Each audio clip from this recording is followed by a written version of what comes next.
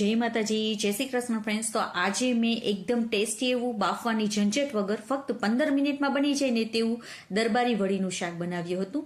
તો તેની માટે મેં અહીંયા વડી લઈ લીધી છે। મેં આ કંપનીની વડીનો ઉપયોગ કર્યો હતો, એકદમ ટેસ્ટી લાગે છે। તમે એકવાર આ કંપનીની વડીનું શાક બનાવશો ને તો તમે બધી વડીનું શાક ભૂલી જશો।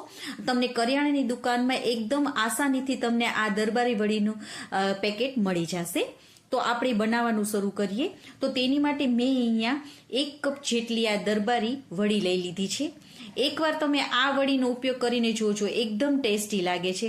તો જુઓ, તમને ખોલીને પણ એક પેક બતાવી દો પેકેટમાંથી। તો જો એકદમ સરસ એવી ચોખ્ખી એવી આ વડી આવે છે। તો હવે આપણે અહીંયા એક મીડિયમ સાઇઝની ડુંગળી લઈ લેવાની છે, તેને આપણે ઝીણી સમારી લેવાની છે। સાથે મેં અહીંયા 2 મીડિયમ સાઇઝના ટમેટા લઈ લીધા છે। તમે મારી આ રીતથી કરશો ને તો તમારે એકદમ ટેસ્ટી એવું આ શાક બનશે અને બધાને ખૂબ જ પસંદ આવશે। સાથે મેં અહીંયા લસણ, આદુ અને 1 લીલા મરચાંને ખાંડી લીધું છે। હવે આપણે તેનો વઘાર કરીશું। તો તેની માટે મેં અહીંયા 2 ચમચી જેટલા તેલને ગરમ કરી તેમાં રાઈ, આખું જીરું નાખી દેવાનું। રાઈ સતળાઈ જાય એટલે આપણે હિંગ એડ કરીશું। હવે આપણે જે ઝીણી સમારેલી ડુંગળી છે તેને નાખી દઈશું। હવે તેનો કલર ચેન્જ થાય ત્યાં સુધી આપણે તેને સતળાવા દેવાની છે। ગેસની ફ્લેમને આપણે મીડિયમ કરી લેશું। તેમાં આદુ, મરચાં, લસણની પેસ્ટ નાખી દઈશું। તેને પણ થોડી વાર માટે સતળાવા દઈશું।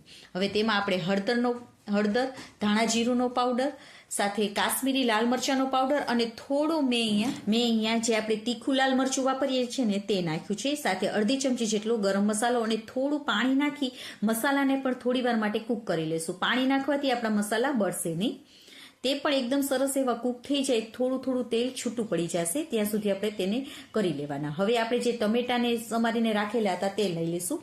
સાથે જરૂર મુજબ મીઠું નાખી દઈશું જેથી કરીને આપણા ટમેટા ફટાફટ ગળી જાય। હવે ગેસની ફ્લેમને આપણે ધીમી રાખવાની અને ઢાંકીને આપણે ટમેટાને એકદમ સરસ એવા ગળી જાય ને ત્યાં સુધી કૂક કરી લેવાના છે। વચમાં આપણે હલાવતું જવાનું જેથી કરીને આપણી આ ગ્રેવી છે એ નીચે બેસે નહીં। તો જો આપણા ટમેટા એકદમ ગળી ગયા છે તો તેને આવી રીતે ચમચા વડે મેશ કરી લેવાના જેથી કરીને આપણે આ વડીના શાકનો રસો હશે ને એકદમ સરસ એવો ઘટ થઈ જશે। હવે જે આપણે વડી 1 કપ જેટલી કાઢેલી હતી તેને નાખી દઈશું। તો એકવાર આપણે તેને પણ મિક્સ કરી લઈશું અને 1 મિનિટ માટે તેને પણ કૂક કરી લેવાનું। હવે આપણે 1 કપ જેટલી વડી લીધી છે ને તો મેં અહીંયા 3 કપ જેટલું પાણી ઉમેરેલું છે। તમે આવી રીતે બનાવશો ને તો આ પરફેક્ટ માપ સાથે તમારી વડી બનશે અને રસો પણ એકદમ પરફેક્ટ બનશે।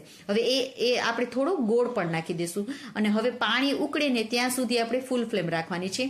હવે પાણી ઉકળી ગયું છે તો ગેસની ફ્લેમને ધીમી રાખી ઢાંકીને 15 મિનિટ માટે આપણે આને કૂક થવા દઈશું। તો 15 જ મિનિટમાં તમારે એકદમ સરસ એવી આ વડી બનીને તૈયાર થઈ જશે। તો જુઓ, એકદમ સરસ એવું આપણું આ વડીનું શાક તૈયાર થઈ ગયું છે। તમે પણ એકવાર જરૂરથી ટ્રાય કરજો। શિયાળો છે તો ખાવાની ખૂબ જ મજા આવશે। અને હા, જો તમને મારી આ રેસીપી બધી ગમતી હોય ને તો પ્લીઝ લાઇક કરજો અને તમારા ફેમિલી અને ફ્રેન્ડ્સને શેર પણ કરજો। તો આપણું વડીનું શાક, દરબારી વડીનું શાક તૈયાર થઈ ગયું છે। તમે પણ જરૂરથી ટ્રાય કરજો। તેને આપણે રોટલા સાથે, ભાખરી સાથે, પરોઠા સાથે, રોટલી સાથે ખાઈ શકીએ છીએ। એકદમ ટેસ્ટી લાગે છે અને શિયાળામાં તો ખાવાની ખૂબ જ મજા આવી જશે। ઓકે ફ્રેન્ડ્સ, તો આવી જ નવી રેસીપીઓ સાથે આપણે ફરી મળીશું। ત્યાં સુધી બાય બાય, જય માતાજી।